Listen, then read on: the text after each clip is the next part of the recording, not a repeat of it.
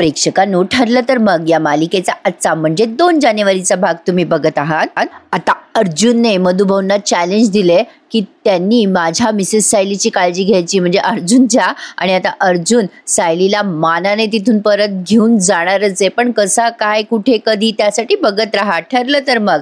तर आज काय झालंय प्रेक्षकांनो, अर्जुन चैतन्याला म्हणत असतो, तू एक वेळेला मला हिमालय मेल्ट करायला सांग, पण मधुभाऊ नाही रे बाबा नाही, मला ना खूप टेन्शन येतं रे त्यांच्या समोर गेले। मग चैतन्य म्हणतो, बाबा आता ते तर तुला करावंच लागेल, तुला मधुभाऊंना कन्व्हिन्स करावंच लागेल की तुझं सायली वहिनीवर प्रेम आहे, नाहीतर तुला सायली वहिनीला भेटता सुद्धा येणार नाही, प्रपोजल तर दूरचीच गोष्ट राहिली।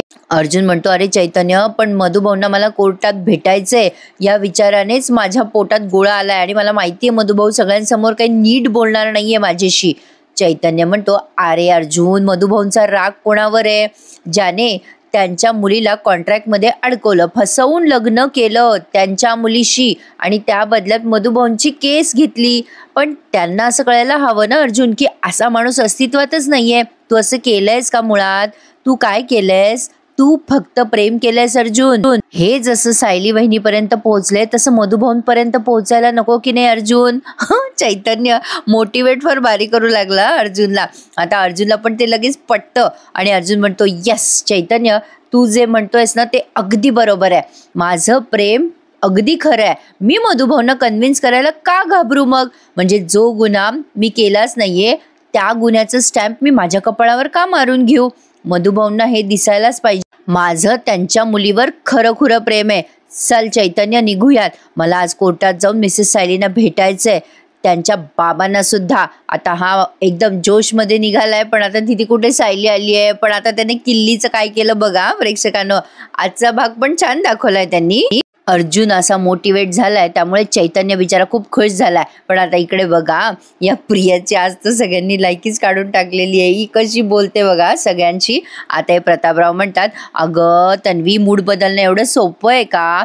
मग तन्वी म्हणजे प्रिया म्हणते, अशक्य नाहीये ना मामा, आपण सायलीच्या सगळ्या वस्तू जाळल्या की नाही, आता पुढची स्टेप, आता आपण सगळ्यांनी कंपल्सरी आनंदात राहायचंय।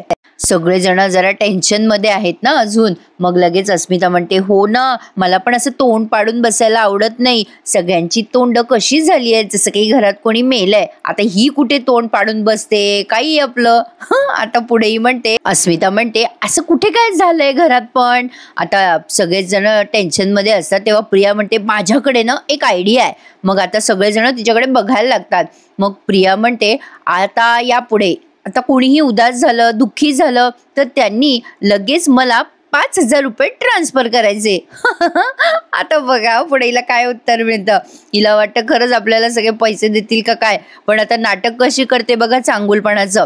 आता सगळेजण एकदम आश्चर्याने बघतात तिच्याकडे। विमल सकट अश्विन म्हणतो, अरे वा तन्वी, तुझी ही आयडिया सुपर्ब आहे, मी विनाकारण एवढं शिकून सवरून डॉक्टर झालो ग, तुझ्यासारखी अशी डोकं लढवून आयडिया लढवली असती ना तर आपोआप श्रीमंत झालो असतो मी। आता सगळेजण जरा हसायला लागतात, म्हणजे यांच्या घरातलं वातावरण बदलतंय तन्वीमुळे बाबा।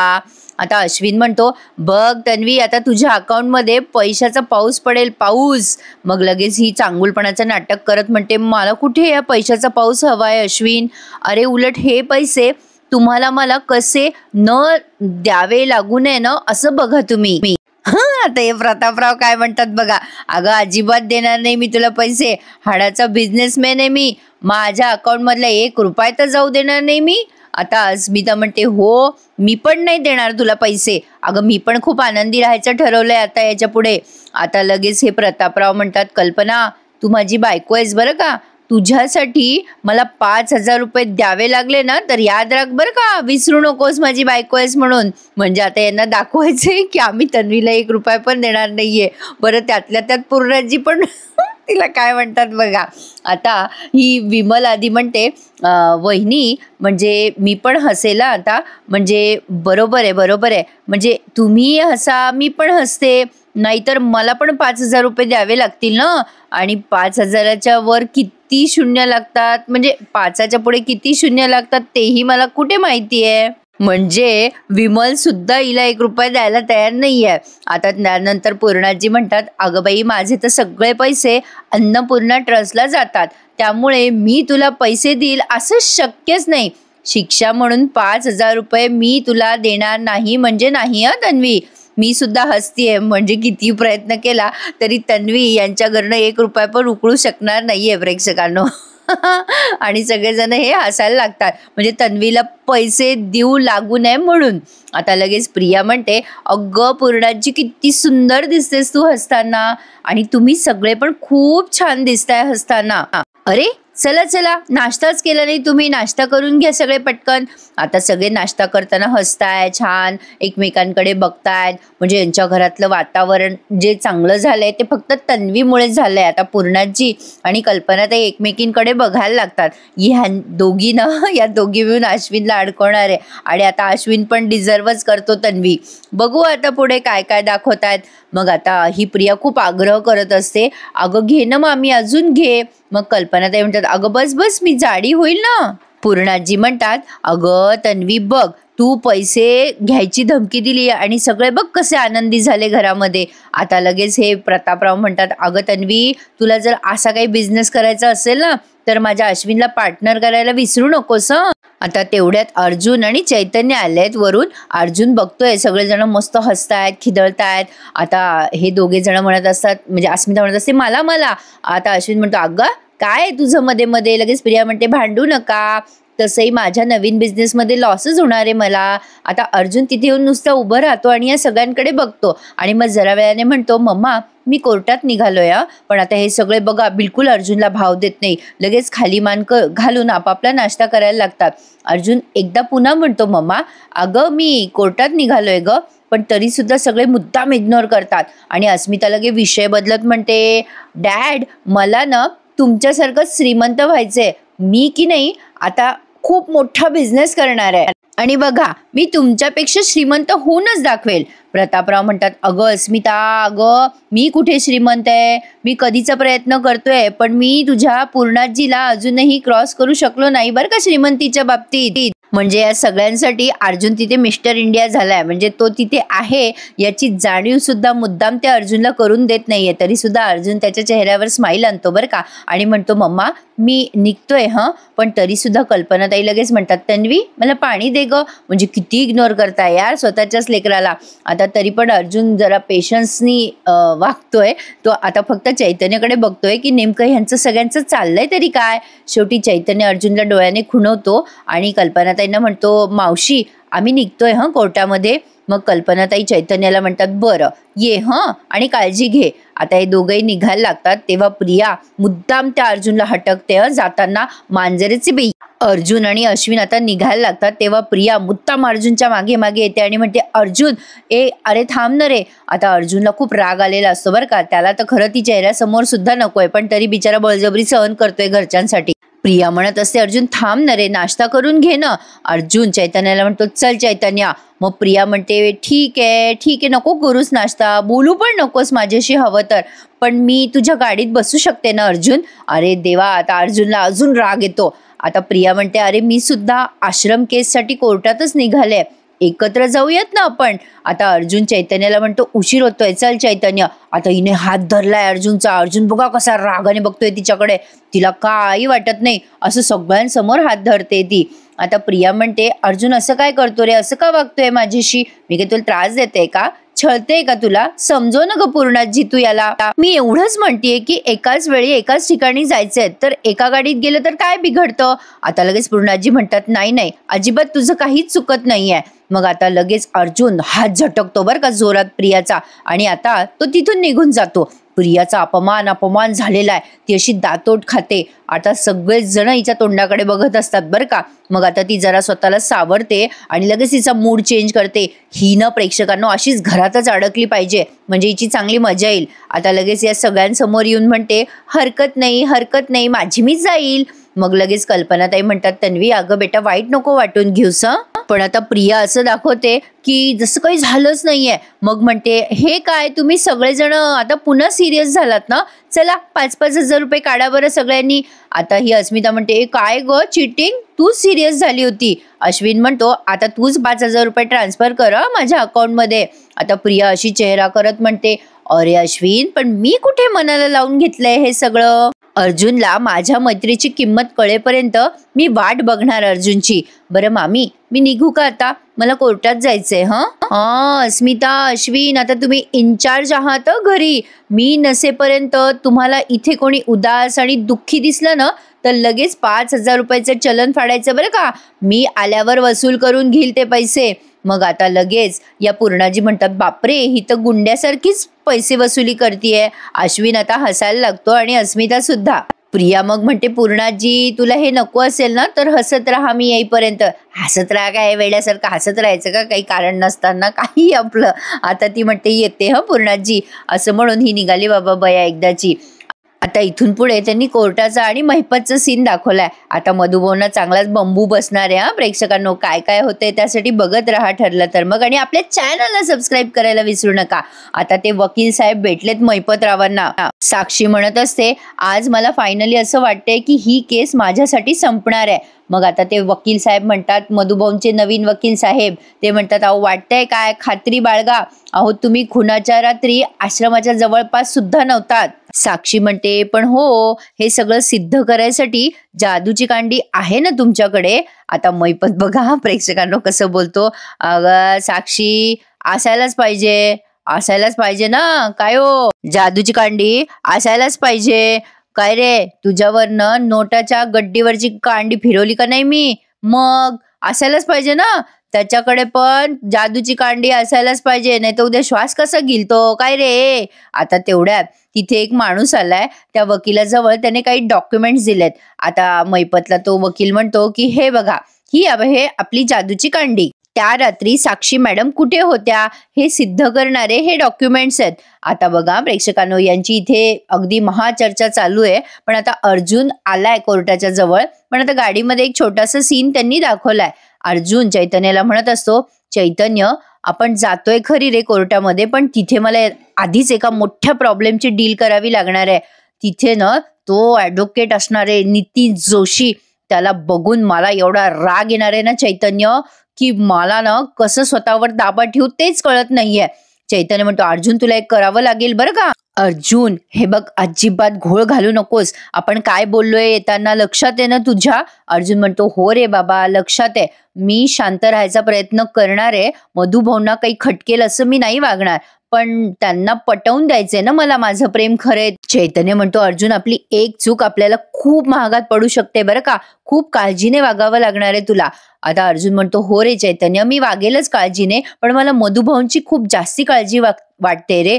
तो जो वकील आहे ना नितीन जोशी, तो केव्हाही त्या महिपतला जाऊन जॉईन होऊ शकतो, हे मला चांगलं माहिती आहे. आता अर्जुनला त्याच्या प्रोफेशनमध्ये कोण कसं आहे कोण कसं नाही ते अगदी व्यवस्थितरित्या माहिती आहे ना. पण मधुभाऊंना कुठे विश्वास ठेवायचा आहे अर्जुनवर? मधुभाऊंचं सध्या म्हणजे चांगलंच अंगात वारं शिरलेलं आहे प्रेक्षकांनो, त्यामुळे ते वारं गेल्याशिवाय काही ते जमिनीवर येणार नाहीयेत. पण आता पुढे बघा काय झालं, म्हणजे या पुढचा सीन त्यांनी खूप छान दाखवलाय. आता अर्जुन तिथे उतरणार असतो बरं का. तर आता हे सगळेजण गप्पा मारतायत, महिपत, तो वकील आणि साक्षी. आता अर्जुनने त्या वकिलाला बघितलं असं मलाही वाटलं बरं का सगळ्यात आधी. पण आता अर्जुन बघा असं एकदम ड्रामॅटिक दाखवलं त्यांनी. गाडीच्या खाली उतरतो आणि आता उतरल्यानंतर तिथे समोरच ते सगळेजण मस्त गप्पा छप्पा मारताय, अगदी टाळ्या काय देताय हातात हात घालून. म्हणजे अचानक त्यांच्या गप्पांचा नूर बदलला बरं का. पण आता तेवढ्यात जेव्हा अर्जुन असं समोर समोर येतोय ना, तेव्हा कसं केव्हा कुठे कधी ते काही समजलं नाही. पण अचानक तो वकील लपून जातो आणि आता अर्जुन एकदम त्या महिपतच्या समोर येतो. असं अर्जुन डॅशिंग चालत चालत येतोय कोर्टाच्या समोर, असं त्यांनी बरंच रंगवलंय आज. मग आता अर्जुन समोर आल्यानंतर लगेच महिपत असं दाखवतो की जसं काही झालंच नाहीये. अर्जुन आधी तर महिपतकडे खूप रागाने बघतो बरं का. मग आता महिपत म्हणतो, काय मग सुभेदार साहेब, कशा आहात तुम्ही? नमस्कार नमस्कार सुभेदार साहेब, नमस्कार. अहो गडकरी, अहो बरं आहे ना? आता बघा प्रेक्षकांनो, अर्जुन काही त्याला भाव देत नाही आणि अजून राग आतमध्ये कोर्टात चालला जातो. आता बघा अर्जुन गेल्यानंतर लगेच तिथून तो वकील जो लपलेला आहे ना गाडीच्या आडी, तो येऊन असा समोर उभा राहतो आणि आता महिपतला बघून असा म्हणतो, हा वाचलो बाबा. मग आता महिपत म्हणतो, जोशा वाचला बरं का तू थोडक्यात. आत्ता जर तुला सुभेदारने पाहिलं असतं ना माझ्याशी बोलताना, तर फासावरच दिलं असतं तुला. मैपत मजा घेतोय या वकिलाची. मग आता ते वकील म्हणतात, हो खरंच थोडक्यात वाचलो मी. आता इकडे बघा चालू झालं बाबा सायलीचं रडणं. प्रेक्षकांनो, आपण हिला म्हणतो रडते रडते, पण रडणं म्हणजे ही एक कला आहे आणि नॉट अ जोक. असं मनात भावना न आणून रडणं खरंच खूप कठीण असतं प्रेक्षकांनो. हे मी तुम्हाला आधी पण सांगितलं आणि पुन्हा पुन्हा सांगते. खरंच सायलीच्या या रडायच्या एफर्टसाठी तिला एक लाईक आपण नक्कीच करूयात. तर आता बघा, तिने तिची बॅग आत्ताशी रिकामी करायला घेतली आहे आणि आता त्यातल्या वस्तू ती एक एक आठवतीये की साडी कधी दिली होती तिला, ते काय काय तिला कानातले दिले होते अर्जुनने घेऊन हिरव्या रंगाचे, हे तुम्हाला छान दिसतील. या सगळ्या आठवणी तिच्या डोळ्यासमोर अशा तरळतात. पण मला एक प्रश्न पडलाय प्रेक्षकांनो, या सायलीची काय डिटेलमध्ये बॅग भरली नाही कल्पनाताईंनी राग म्हणजे तिच्या प्रत्येक वस्तू आल्या हो जवळपास, तरी असंच दिसतंय. आता ही डायरी घेते सायली वाचायला, आणि वाचायला म्हणजे अशी हातात घेते ती, आणि आता त्यातल्या एक आठवणी पुन्हा तिला आठवत आहे. अर्धा एपिसोड तर आठवणीमध्येच घालतात ते. आता सायलीला अर्जुन आठवतोय, त्या डायरीमध्ये लिहिलेलं त्याची दिनचर्या आठवते, ते सगळं आठवून ती अशी तिच्या हृदयाशी ती डायरी बिलगून ठेवते आणि रडायला लागते. खरंच सायली तुझी कमाले बाई रडायची, आम्ही मानलं तुला, एवढंच काय ते सांगायचंय. आता इकडे बघा प्रेक्षकांनो, या मधुभाऊची मजा येते. काल कुसुम कशी गडगड गडगड खाली येते त्याचे मधुभाऊ बघा गडबड गडबड पडतात. आता रिक्षातनं ते उतरतात आणि पैसे द्यायला लागतात रिक्षावाल्याला. कोर्टात आलेत मधुभाऊ आणि आता त्या म्हणजे गडबड सडबड त्यांच्या खिशातनं पडते त्या घराची चावी, आणि अर्जुन मधुभाऊंना बघतो लांबून आणि मधुभाऊंशी बोलायचा प्रयत्न करत असतो. पण आता मधुभाऊ असं दाखवताय कशाला याला भाव द्यायचा, लोक त्याच्याकडे किती रागाने बघताय बघा मधुभाऊ. आता त्या गडबडीत त्यांची जी किल्ली पडलेली असते ना, ती कुसुमने उचलली घराची चाबी. मधुभाऊ अर्जुनला हूल देतात आणि तिथून निघून जायचा प्रयत्न करत असतात, पण आता त्यांना ठेच लागते. तेव्हा अर्जुनच त्यांना सावरत म्हणतो, हळू सावकाश मधुभाऊ. आता तिथून कुसुम पण त्यांना असं सावकाश सावकाश म्हणते, पण मधुभाऊ अर्जुनचा हात झटकतात आणि तानं त्या कोर्टात निघून जातात. अर्जुन विचार करतो, जाने दो मधुभाऊ को, कुसुम ताई पे कॉन्सन्ट्रेट करते हे, म्हणजे असं त्याने विचार केला असावा कदाचित. तो कुसुमला आधी विचारतो आपुलकीने, कुसुम ताई मिसेस सायली कशा आहेत, त्या ठीक आहेत ना आता? कुसुम म्हणते, हो सायली ठीक आहे आता. मग अर्जुन म्हणतो, फॅन्टॅस्टिक, पण कुठे आहेत त्या, अजून आल्या नाहीत का? मग कुसुम म्हणते, नाही ती येऊ शकली नाही. आता असं जेव्हा कुसुमने सांगितलं तेव्हा बाई अर्जुनचा चेहरा असा उतरला, एकदम लहान लेकरू कसं नाराज होतं तसं त्याने एकदम छान चेहरा केलाय उदास झाल्याचा. आणि तिथून निघून लगेच तो त्याच्या गाडीजवळ चालला जातो आणि त्याच्या डोळ्यात असं टपकन पाणी पण येतच, जे ते त्याच्या गाडीजवळ जाऊन पुसतो. मग आता ही कुसुम त्या चैतन्याला म्हणते, थांबा थांबा हे घ्या. आता तिने घराची किल्ली या चैतन्याजवळ दिली आहे. चैतन्य म्हणतो, ही कसली किल्ली आहे? कुसुम म्हणते, ही ना माझ्या घराची किल्ली आहे, तुम्ही अर्जुनला द्या आणि त्याला सांगा तिथे जा म्हणून. त्याला सायलीशी मन मोकळेपणाने बोलता येईल ना, मग परत परत मिळेल का अशी संधी? मग आता चैतन्य खुश होतो बिचारा आणि म्हणतो, thank you Kusumtai, thank you so much. आता चैतन्य खूप आनंदात आलाय बरं का अर्जुन जवळ आणि त्याला म्हणतो, अर्जुन हे बघ. आता अर्जुनला त्याने किल्ली दाखवली. अर्जुन म्हणतो, काय रे चैतन्य, ही कशाची किल्ली आहे? मग आता चैतन्य मोठा डायलॉग मारतो, अरे ये सायली वहिनी के दिल की चाबी है जनाब. अर्जुनला ते काही कळत नाही, तो म्हणतो, ए बाबा नीट सांगशील का तू, हे काय आहे? मग चैतन्य म्हणतो, अरे कुसुमताईच्या घराची किल्ली आहे ही, तू सायली वहिनीला भेटायला जा, दार उघड तिथलं आणि बोल सायली वहिनीला मनातलं की सायली वहिनीने का बरं तुला उत्तर दिलं नाही. अरे जा रे बाबा, मधुभाऊ इथे कोर्टात आहेत आणि तुला पोटभर वेळ मिळेल ना तिथे सायली वहिनीशी गप्पा मारायला. मग आता अर्जुनला वेगळाच प्रश्न पडलाय बिचारायला. तो म्हणतो की म्हणजे मधुभाऊंनी मिसेस सायलींना लॉक केलंय? चैतन्य काहीच बोलत नाही आता. मग अर्जुन म्हणतो, ए चैतन्य, हे तुला कसं कळलं रे, आणि ही किल्ली ही तुझ्याकडे कशी काय आली? आता चैतन्य विचार करतो, अरे देवा, आता याला सांगितलं कुसुमताईने मला मदत केली आहे, तर हा चिटिंग म्हणून किल्ली तर घेणारच नाही आणि वरतून मलाच ओरडेल. आता अर्जुन पुन्हा विचारतो त्याला, ए बाबा चैतन्य, किल्ली कशी काय आली तुझ्याकडे, मी काय विचारतोय? आता चैतन्य त्याला बंडल मारतो आणि म्हणतो, अरे कुसुमताई जात होत्या, त्यांच्या पर्समधून पडली ही चावी, मी उचलली आणि त्या कोणाशी तरी बोलत होत्या रे फोनवर, की तेव्हा ऐकलं मी की सायली वहिनी घरी एकटीच आहे. अरे बाबा तू जा ना, कशाला विचार करतोय या सगळ्या गोष्टींचा? तू जा सायली वहिनीला भेट आणि विचार सायली वहिनीला की बस स्टँडवर तिने काही उत्तर का नाही दिलं, घे ही किल्ली. पण प्रेक्षकांनो, मी म्हटलं ना तुम्हाला कालच, अर्जुन काही ती किल्ली घेणार नाही आणि माझा अंदाज अगदी बरोबर निघाला. अर्जुन आता ती किल्ली हातात घेतो तेव्हा चैतन्य त्याला ऑल द बेस्ट करतो. पण अर्जुन ती किल्ली घेऊन कुसुमकडे जातो आणि कुसुमला म्हणतो, कुसुमताई तुमची ही किल्ली तुमच्या पिशवीतनं खाली पडली होती, चैतन्याला सापडली ती. आता चैतन्य तिकडनं मागून डोक्याला हात मारून घेतो आणि आता कुसुम म्हणते, काय माझी किल्ली पडली होती? आता चैतन्य तिला खाणाखुणा करतो मागून. मग आता कुसुम म्हणते, अच्छा अच्छा बरं बरं पडली होती काय, माझ्या लक्षात नसेल आलं. मग आता अर्जुन ती किल्ली कुसुम जवळ परत देतो. मग आता चैतन्य त्याला पुन्हा म्हणतो, अरे अर्जुन, अरे एवढा चांगला चान्स तुला परत मिळणार आहे का? अरे सायली वहिनी एकटी तुला परत परत मिळणार आहे का भेटायला? अर्जुन तू जायला हवं होतं तिथे. मग आता अर्जुन म्हणतो, अरे मित्रा चैतन्य, माझ्या बायकोला मला भेटायला असं लपून छपून जायची गरज नाहीये रे. मला त्यांना मधुभाऊंच्या समोर भेटायचंय आणि ते सुद्धा हक्काने. आणि कुसुमताई, मधुभाऊंनी जर मिसेस सायलीना असं लॉक करून ठेवलं असेल ना, तर मधुभाऊंनी ते अतिशय अयोग्य केलंय. त्यांना हे कळायला हवं की जगातलं कुठलंच लॉक मला माझ्या बायकोपासून दूर ठेवू शकत नाही. आम्ही दोघं नक्की एकत्र येणार आहोत. आता हे सगळं अर्जुन अगदी ठामपणे सांगतोय बरं का प्रेक्षकांनो. आणि कालच या मालिकेचा एक प्रोमो त्यांनी दाखवला आणि तो लगेच आता पुढच्या याच्यात त्यांनी दाखवलाय. पुढच्या प्रोमो मध्ये आजचा भाग इथे संपवलाय. आता अर्जुन मधुभाऊंच्या मागे मागे घरी गेलाय सायलीला भेटायला. पण मधुभाऊ नेहमीप्रमाणे अंगात वारं शिरल्यासारखे वागतायत. मधुभाऊ अर्जुनला म्हणतात, माझ्या सायलीवर तुझी सावली पण पडू देणार नाही मी अर्जुन सुभेदार, आणि दरवाजा लावून घेत असतात. तेव्हा अर्जुन एका हाताने असा जोरात दरवाजा लोटतो आणि म्हणतो, मधुभाऊ एक दिवस हा दरवाजा तुम्हीच माझ्यासाठी उघडाल आणि तुमच्या मुलीचा हात माझ्या हातात अगदी विश्वासाने द्याल. तोपर्यंत माझ्या मिसेस सायलीची काळजी घ्या मधुभाऊ. आता मधुभाऊ तरी पण हे चल नेक असं म्हणून दरवाजा लावून घेतात आणि सायली अर्जुन असे एकमेकांचे असे हात दरवाजाच्या आडून स्पर्श एकमेकांचा फील करतात आणि स्माइल करतात. काय ना प्रेक्षकांनो, ते आपल्याला हिंट देतात की टेन्शन घेऊ नका, अर्जुन सायली एकत्र येणार आहेत, पण कधी येणार आहेत ते काही कोणी सांगेना बाबा. ठीक आहे, चला बघूयात, संयम ठेवून जरा वाट बघूयात कधी एकत्र येणार आहेत. आपलं प्रेमच तेवढं आहे ना प्रेक्षकांनो या मालिकेवर, काय करणार. पण छान होता ना आजचा भाग. आवडला ना तुम्हाला? मग नक्की मला कमेंट करून सांगा हा भाग कसा वाटला. आणि तुम्हा सगळ्यांना पुन्हा एकदा नवीन वर्षाच्या शुभेच्छा. काल चुकून कोणाला कमेंटला रिप्लाय गेला नसेल तर पुन्हा एकदा पुढील मालिका घरोघरी माझ्या आवाजात एन्जॉय करायला विसरू नका. थोड्याच वेळात मी त्या मालिकेचा रिव्ह्यू देईल आणि भेटूयात उद्या सकाळी पुन्हा एकदा, ठरलं तर मगचा रिव्ह्यू घेऊन. तोपर्यंत सबस्क्राईब करा चॅनलला. धन्यवाद.